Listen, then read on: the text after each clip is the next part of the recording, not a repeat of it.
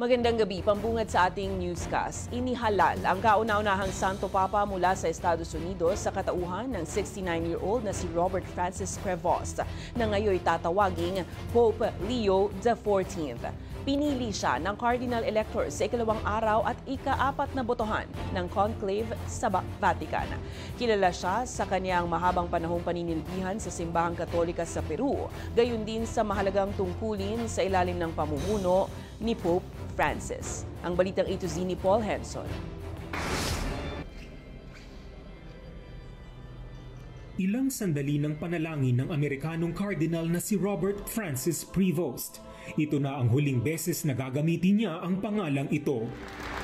Sa loob ng Sistine Chapel ang palakpakan mula sa mga kardinal.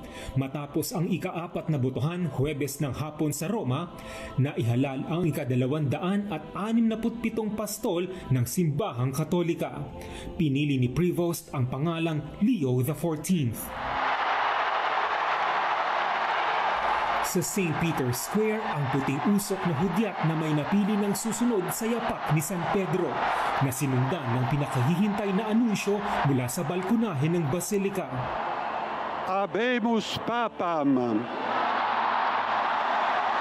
Ilang sandali pa, lumabas na ang bagong Santo Papa. La pace sia con tutti voi!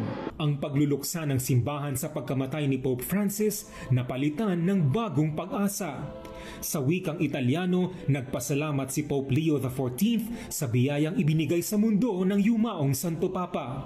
Ancora conserviamo nei nostri orecchi quella voce debole ma sempre coraggiosa di Papa Francesco che benediva Roma. Consentitemi di dar seguito a quella stessa benedizione. Grazie a Papa Francesco. Si Robert Prevost ay ipinanganak sa Chicago, USA. Naging pari noong 1982 sa ilalim ng mga Agustino. Naglingkod bilang pastor, misyonaryo at guro sa Peru sa South America sa loob ng maraming taon. Doon ay napagkalooban siya ng Peruvian citizenship. Sa pamumuno ni Pope Francis, naging kardinal at kalaunay arsobispo si Prevost. Binigyan siya ng papel bilang pinuno ng makapangyarihang tanggapan sa Vatican na pumipili sa mga bagong obispo sa buong mundo.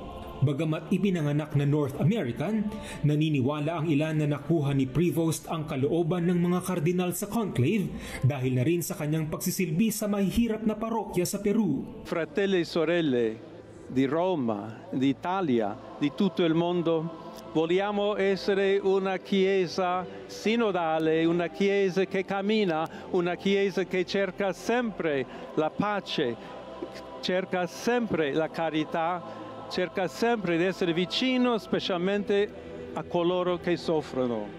Pinili niya ang pangalang Leo XIV na ayon sa ilan ay pagtango kay Pope Leo XIII na kilalang tagapagtaguyod ng social justice. Bagay na magiging hamon sa bagong Santo Papa sa pagpapastol sa mahigit 1 bilyong Katoliko sa mundo. Para sa Balitang A to Z, Paul Henson.